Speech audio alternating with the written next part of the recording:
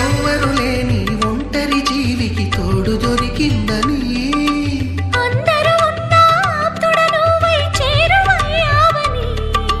జన్మకు ఎరుగని అనురాగాన్ని పంచుతున్నావని